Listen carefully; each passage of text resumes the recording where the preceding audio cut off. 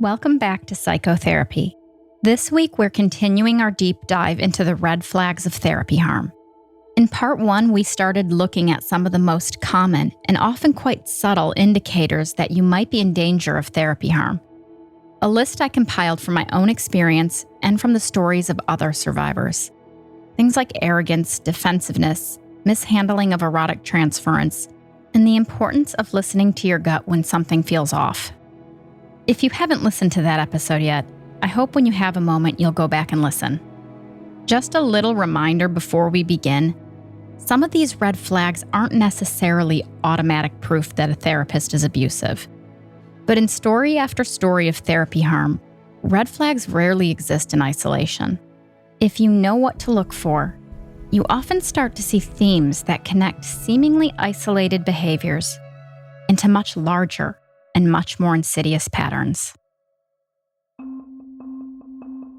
I'm Leah Denton, and this is Psychotherapy, a show dedicated to providing survivors of therapy harm a platform to share their stories and to offer language for those of us trying to make sense of our own experiences with the psycho in the therapist chair.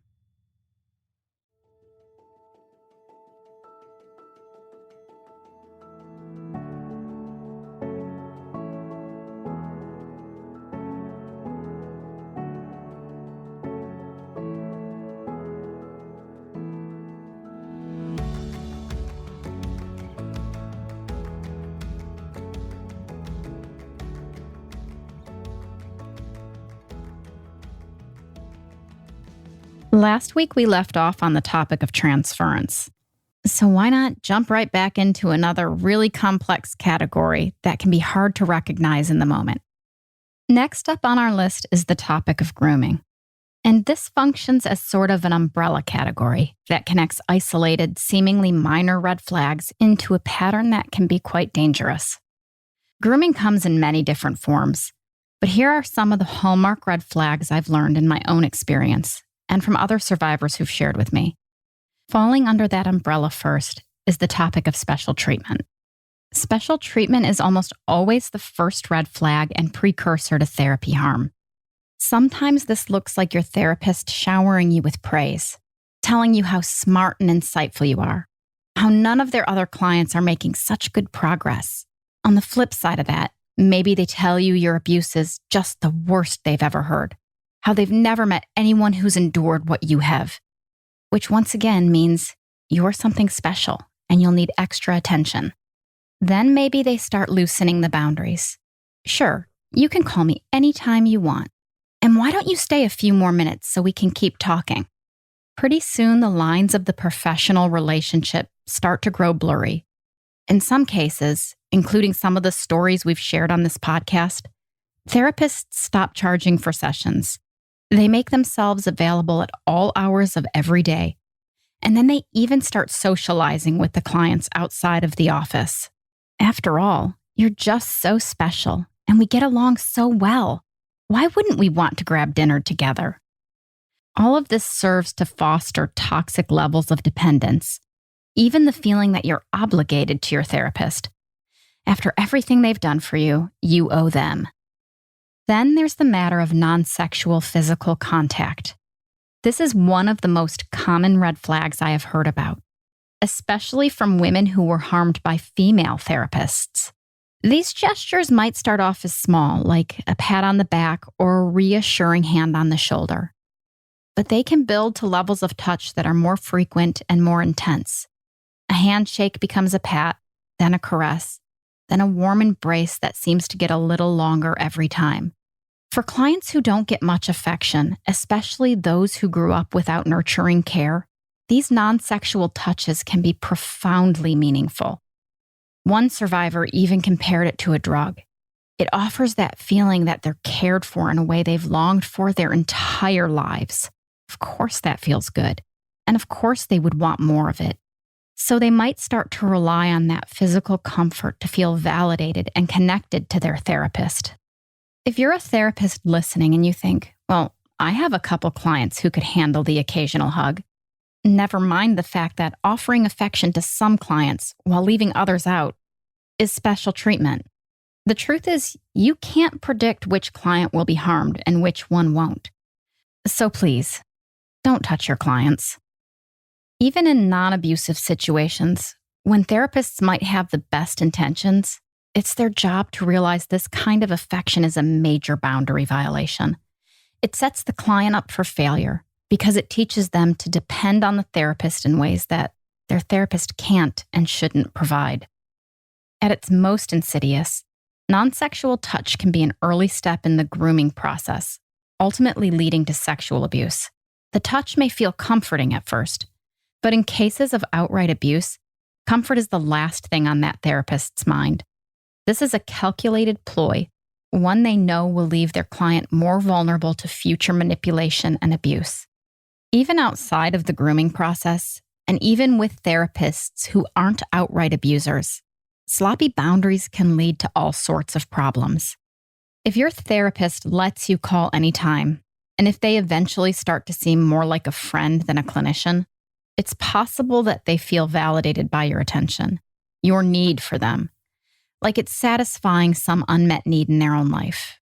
Down the road, the therapist may even realize that things have gotten too far out of hand, and they've blurred too many lines. So they might try to walk it back and reassert professional boundaries.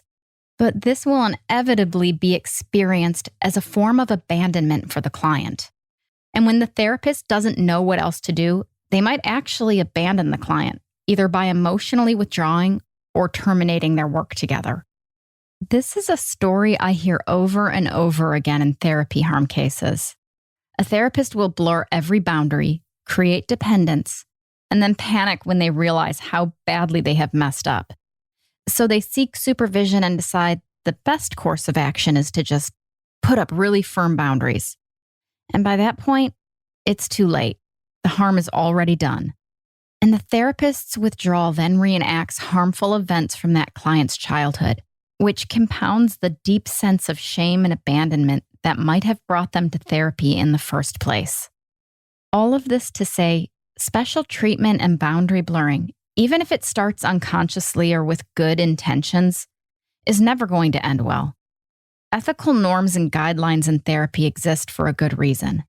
And of course, the severity and potential harm of these behaviors is exponentially multiplied when we're talking about the intentional, calculated process of grooming. But the grooming process isn't always about lavishing affection. There's also a hot and cold pattern known as intermittent reinforcement, which is our next red flag. One minute your therapist is showering you with praise. The next minute they're icy and remote, like you need to earn back their approval. This unpredictability can be absolutely crazy-making, especially for individuals with deep-seated fears of abandonment and rejection, which is actually the intent. That volatile cycle of warmth and withdrawal can trigger all sorts of anxiety, confusion, and feelings of unworthiness. Clients with attachment trauma might blame themselves for this. When comfort and validation are conditional, the client learns to seek affection by conforming to the therapist's desires and expectations. For context, intermittent reinforcement is a method often used for training dogs because it's so effective. Rewarding them with unpredictability keeps them eager and obedient. All of this can be very much part of the grooming process. It fosters crippling levels of emotional dependence, and it allows the abuser to manipulate and train their victim's feelings and behavior. This is a recipe for exploitation. Next on the list of potential red flags are the specific, loaded words and messages that can be problematic all on their own, but become even more concerning when part of a larger pattern of special treatment and boundary blurring. A few of the most common that I've heard are when a therapist tells a client, "I love you," or "I promise I will never abandon you." And this next one absolutely makes my skin crawl. "I think of you as if you're my daughter." All of those statements can play into patterns we've seen talking about special treatment, emotional dependence, and exploiting the client's existing wounds. They can also be very manipulative. When someone says, "I love you," you might feel pressured to say it back, even if you don't feel the same way. And when they promise not to leave you, the unspoken flip side of that is that you'd better not leave me either, which is a way of creating an expectation of loyalty. If a therapist tells you things like this, it's also possible that, intentionally or not, they're using you to fulfill something that's lacking in their own life. I've heard stories about therapists who confess to having no contact with their own children and then go on to say some version of, "I think of you like a daughter." So the client is no longer being treated for who they are. They're being treated as a replacement for the therapist's estranged children, maybe a way for them to make up for lost time or past mistakes. The client then might feel obligated to care for their therapist, soothing their pain and assuring them that you're really a good caregiver. This kind of statement can be a very good indicator that the therapist has ulterior motives. I've spoken with several survivors who were sexually abused by their fathers. When their therapists later started acting like their replacement father, it was a precursor to them crossing physical boundaries and recreating past traumas, which honestly, it is so hard to get my mind around that. But messages of love aren't always that sinister. But at the very least, it might be a sign that the therapist's own emotional needs are now the guiding force in this relationship, and not the client's needs. That's part of what red flags are for, to alert you that therapy is derailing, and that there might be larger patterns or underlying issues at play. Then there are the more cryptic phrases, things your therapist says that leave you uncomfortable and confused. Like you need to find a way to justify them, but you're also ashamed to repeat them, which makes you end up questioning yourself. From my own experience, I'm talking about statements that are either overtly or ambiguously sexual. One of the most glaring examples I remember came after I told Scott about how my first exposure to sex was through literature about BDSM, which is sexual practices involving bondage and sadomasochism, things like that. Side note, since I live in a small town, no, I am not into BDSM, but no kink shaming here either. You do you. So Scott and I talked in depth about how that early exposure impacted my sexual development. Then, a couple weeks later at the start of session, he leaned forward, made intense eye contact with me and said, and I can't stress this enough, totally out of the blue, said, "Am I your torturer? Do you think of me as your torturer?" He sat there staring at me with this kind of playful grin, watching me for my reaction, which was to freeze. And then, without any context, he just moved on like he never said it at all.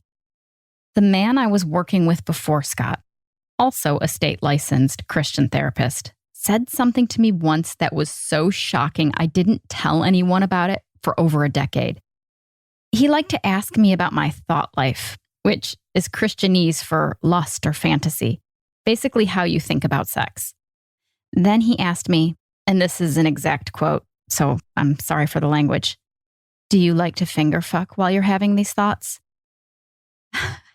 I was so uncomfortable that I burst out laughing. I'm uncomfortable now.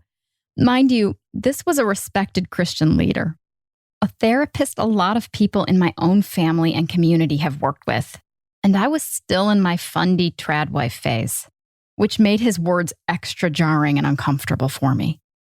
Later on down the road, I found out another female client filed an ethical complaint against that therapist, accusing him of making inappropriate sexual advances.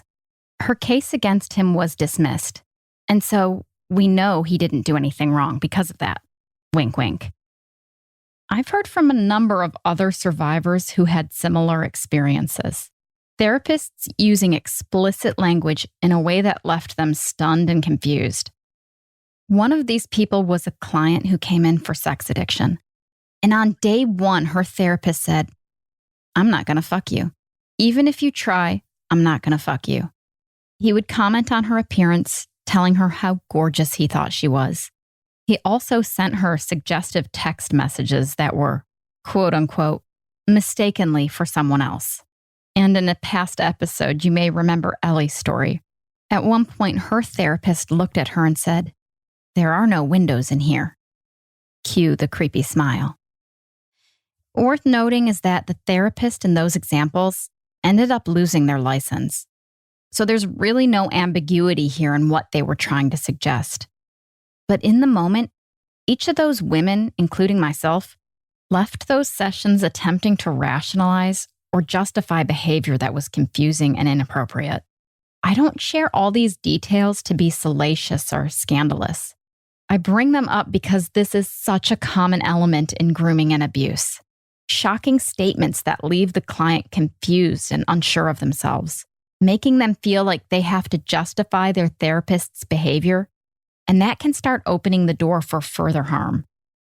A few other red flags that often fall under the umbrellas of special treatment or grooming are inappropriate self-disclosure, hyper-emotional involvement, and the tendency to talk about other clients. My former therapist's excessive degree of self-disclosure was actually the first of his behaviors that I had to Google. It just seemed odd to me, even if I didn't exactly know why. In small intentional doses, self-disclosure can be a helpful tool. It can show empathy and help build the therapeutic alliance. But therapists should be very careful about this, constantly asking themselves, is what I am about to share in the client's best interest? And whether talking about themselves is really the best way to use their client's time and money. In my case, my ex-therapist was sharing very specific details from his own life. At first, this was mostly in a braggadocious way, like telling me about how when he was younger, beautiful women had always liked him. He had even dated the homecoming queen. He said he would be intensely infatuated for a couple weeks, and then like a light switch, it would just shut off. He would be sitting next to the girl and, quote unquote, feel nothing for them, like it wouldn't even matter if they lived or died. Speaking of red flags. Before long, he was sharing unnervingly intimate details about his kids, the health of his sex life, his own childhood traumas. It started to feel less like a professional relationship and more like we were just two peers dumping trauma on each other. And the more I learned about his trauma, the more I'd try to rationalize his behavior and take care of him. The kicker is, this felt good to me. He would cry about his past traumas, and it would make me feel special. There was something about me, about our bond, that meant he could be vulnerable with me. And by the way, when I say that he would cry, I don't mean just a single dramatic tear. During some of our sessions, he would full on weep like a maiden. I'm not one for shaming someone for crying, but this made me so uncomfortable, in part because it seemed incredibly fake sometimes, almost like a televangelist-style tears for the camera. But then I also felt guilty for judging him, so I started to act like a caretaker, like it was my job to tend to his emotions, not the other way around. And this is a major red flag. In a twisted way, it led me to believe that he genuinely cared about me, that our relationship wasn't just transactional, which, shocker, not the case. When a therapist's emotional theatrics take center stage, when they start spilling their guts about all their deepest personal feelings, it can be a very good indicator that the client's healing is no longer the focus of the relationship. When the therapist's emotional displays start to hinder the therapeutic process, this is not only unethical, but it's manipulative. Which isn't to say you should cut ties as soon as your therapist starts tearing up, especially if you're sharing something particularly painful. But pay attention for moments when those tears start to feel like a performance, when it seems like they're no longer about you at all. The other red flag I mentioned a minute ago is a bad therapist's tendency to talk about other clients, or even worse, to start comparing you to other clients. I've heard about this so many times now from other survivors. Sometimes it was about special treatment, but other times their therapist seemed to do it in an effort to minimize their experience. You know, I have another client who has it so much worse than you.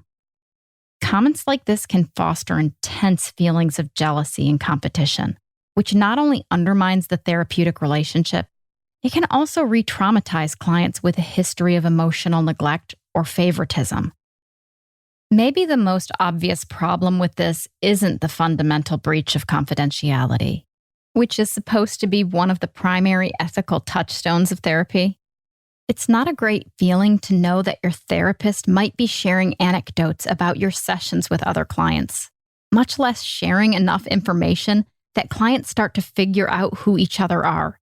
For example, I never should have learned the boy's name who had a session before me, or that he suffered severe sexual abuse at the hands of his father, or that same boy spent time in jail for rape charges allegedly fabricated by his girlfriend's father. Like I said, it's a small town, and if I ever run into that guy, I'll be sure to tell him where he can file a HIPAA complaint. But it's not just about confidentiality. The gamesmanship of gossiping about clients and comparing them to each other can profoundly rupture the work of therapy. At one point in my time working with Scott, I shared a story with him about this sweet, pretty girl who lived down the street. And one of my parents would fawn all over this girl, occasionally expressing how they wished maybe I was more like her. And that left me feeling so ashamed and jealous. I knew I could never be like that girl. And so as a child, I hid that secret desire behind a mask of meanness. Somewhere around this time, Scott started calling me Rachel. And it happened at least 5 times. I found out that he kept doing it to another friend of mine who was seeing him as well. The thing is, I knew Rachel, and she's a picture-perfect pastor's wife and a genuinely lovely person. After Scott found out that I had had her over, he looked at me with this dreamy, glazed-over, far-off gaze and said, "Isn't she amazing?" And yeah, she is. But the way he said it made me feel awful. Rachel represented all of the things that I felt that I could never be. From a very young age, the image of the perfect girl was deeply painful for me because I could never see myself in her. Scott knew this, and he knew his gushing about Rachel would trigger those feelings. Or maybe he didn't, I don't know. But it triggered those all too familiar feelings of shame and inadequacy. And this was at least partially because Rachel was the embodiment of what respectable Christian women, quote unquote, are supposed to look like. And that conservative religious lens was the framework Scott worked from, which brings me to the next red flag. Admittedly, this could be its own episode, and maybe someday it will be. Because when you add religion to the already tricky power dynamics of therapy, all sorts of issues can emerge. I've said this before, but I don't think it's a coincidence that so many episodes in this podcast have some way been involved with Christian counseling, even though I wasn't seeking those stories out. Christian counseling, which can take many forms, emerged out of widespread mistrust of mainstream secular psychology. Many Christians, including myself, were taught to avoid secular therapists because they might undermine your faith. Similar to how young believers are often told to be on the defensive. If they go to a public university instead of a Christian college, they might try to ruin or undermine your faith. After almost 30 years in the evangelical community, I can attest to that mistrust firsthand. I even still have a copy of a book called Why Christians Can't Trust Psychology, which was a very popular book in the 90s. The clinical training and education required for Christian counseling runs the gamut, but state-licensed Christian therapists do go through a whole accredited master's program, which offers the appearance of legitimacy and prestige, also allowing them to charge insurance. But that master's program might be housed within a religious school. In fact, it oftentimes is, meaning on top of standard counseling courses, future clinicians are also taking biblical studies and theology classes, which leads me to wonder, what happens when those differing frameworks are profoundly misaligned? For example, most Christian doctrines teach that you are inherently sinful and deserving of hell, and that you should never lean on your own intuition or understanding, because the heart is deceitful above all else, says the Bible. These shame-based messages can be incredibly harmful to anyone, really, but especially someone who is already traumatized, someone already living with the fear of rejection and the feeling they're never good enough. In those cases, again, speaking from experience, Teachings like this can actively compound trauma by amplifying existing feelings of self-doubt and unworthiness. This can leave you vulnerable to further harm because it trains you not to trust your own intuition. I want to drive this point home by talking about the Christian Counselors Network, which is run by James Dobson's ministry, Focus on the Family. This is an organization that has held a lot of sway with evangelical Christians for decades now. Focus on the Family criticizes mainstream psychology for having a worldview that centers on the person and on a belief in human goodness rather than the doctrinal belief that we're all sinners living in a fallen world. This is a fundamental philosophy that profoundly shapes treatment. On their website, they say, it's why we don't suggest that individuals can find sufficient help through referrals from the American Psychology Association and other secular professional groups. Instead, they proudly state that they thoroughly vet any Christian counselors they allow into their network, making sure they check certain theological boxes and that their clinical practices include things like praying with clients. On the CCN website, they say, quote, the therapists in the directory complete a detailed application inquiring about their biblical approach to counseling regarding important matters of Christian life, including marriage and abortion. In other words, adhering to strict theological and political parameters seems far more important and central to things like, say, clinical methodology. A conservative biblical framework for Christian counseling, like my former therapist Scott's, can also incorporate elements of purity culture, which teaches that women should be inherently sweet, deferential, and nurturing. I think this was at play in the ways that Scott would talk about how wonderful Rachel is. A therapist with that outlook, especially a man, might view the expression of strong emotions as weakness or even sin. When a woman asserts herself or shows anger or challenges authority, whether in her relationships or within the church, this can be taken as a sign of psychological disturbance or spiritual rebellion. Maybe you've heard the term a Jezebel spirit, which is sort of a catch-all label for women who get too headstrong and speak their mind a little too openly instead of quietly staying in her place. Women who act that way, who show any desire for autonomy and equality, are often admonished with scriptural passages that urge compliance, gentleness, long-suffering, and forgiveness. And that expectation of forgiveness can be awfully stifling. When I confronted Scott about the harm he had caused me, instead of taking accountability, he ended the conversation by almost angrily demanding that I forgive him. And this is true in all sorts of church contexts, not just in the therapy office. In the wake of spiritual abuse, you hear a dogmatic emphasis on grace and forgiveness, often at the expense of any meaningful accountability. A spiritual bypassing that everyone sins, they say, but it's our duty to forgive.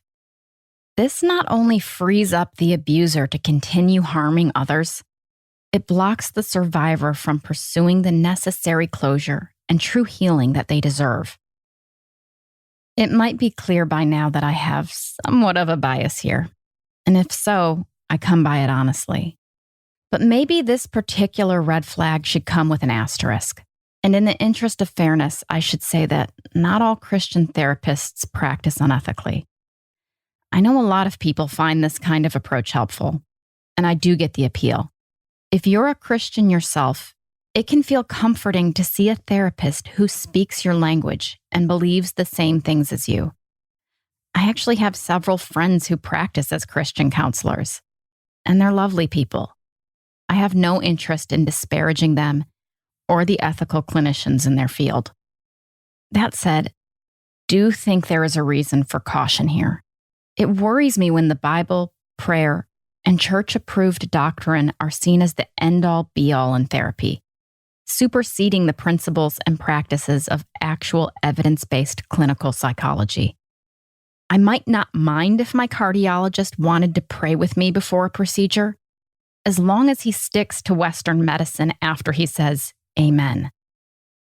I know survivors of therapy harm whose Christian therapists openly stated the teachings of the Bible were the only true path to healing. These therapists claimed that they were only accountable to God, a far higher power than any ethics board or supervisor or governing body. Do you hear how that mentality is ripe for abuse? Nobody else needs to know what goes on in here. It's between us and God.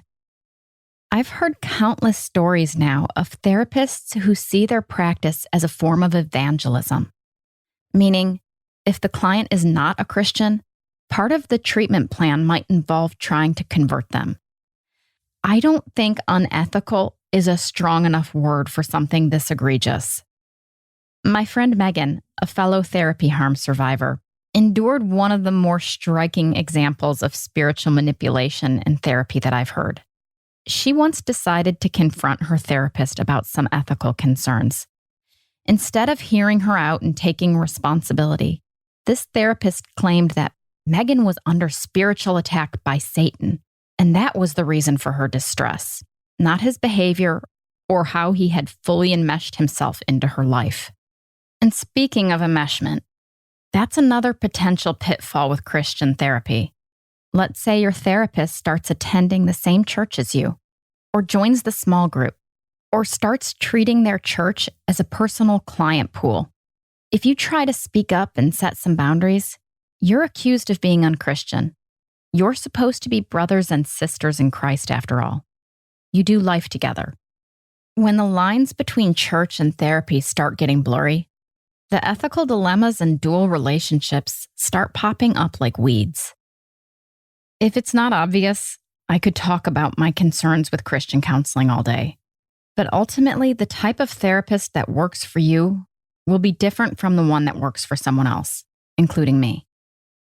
Before moving on to my next red flag, though, I'll mention that for the past 2 years, I've been seeing someone who does not integrate faith into clinical practice. And it's been absolutely transformative for me. The focus on evidence-based practices and professional boundaries has made a significant positive difference in my therapy, worlds apart from what I'd experienced in the past. Just my 2 cents, but it turns out that an approach informed by mental health science, psychological theory, and ethical practices might have something to offer that you just can't get from saying a prayer and cracking open the Bible. Okay, moving on. But it is another category that maybe should come with an asterisk, or definitely come with an asterisk, but I think it's worth sharing. Despite women making up approximately 75% of the mental health workforce, statistics reveal that a disproportionate amount of the ethical complaints are filed against male clinicians. According to the National Practitioner Data Bank, around 70% of all malpractice claims in the mental health field involve male providers. Of course, the gender of a therapist does not make them inherently problematic. And I've worked with a male provider in the past who I found to be both ethical and likable. But female clinicians tend to measure higher in agreeability factors, empathy, and emotional intelligence, all of which decrease the likelihood of harm in the therapeutic setting. Research also shows that female clinicians are often more collaborative, leading to a stronger therapeutic alliance and better patient outcomes. While male therapists can tend to be less empathetic, which can lead to misunderstandings and breaches of trust. And there is solid data indicating that male therapists are more prone to boundary violations, including sexual misconduct. I'm not saying you should never meet with a male therapist, or that working with a woman means you're automatically free and clear. Just keep in mind all of these red flags. If it starts to feel like he's not really empathizing with you, or like he's taking advantage of the power dynamics in some way or seems too eager to loosen boundaries, it might be a sign of a much larger issue. And again, if you're attuned to your body enough to notice a gut feeling when something is wrong, pay attention to that. Which brings us back to where we started. It's obviously impossible to list every potential red flag, since no 2 scenarios are exactly alike. But I hope these categories help you know what to look for if you're in therapy. And my hope for all of us is that we can find practices that help connect us to our bodies, so we can relearn how to trust our gut. Whether that's journaling, meditation, art, getting into nature, whatever it might be that engages your senses and helps your mind and body work together. If you feel like I missed certain red flags worth mentioning, or you're wondering if there's something you noticed might be a red flag, please feel free to reach out to me. podcast.psychotherapy@gmail.com. I'd like to give a heartfelt thank you to my fellow therapy harm survivors. Thank you so much for sharing your personal stories and insights on the red flags for this episode. I'd also like to thank the show's writer, Bo Denton. Thank you for your dedication to capturing the essence, details, and nuance of potential harm and warning signs in therapy. And thank you to our audio engineers at Peachtree Sound.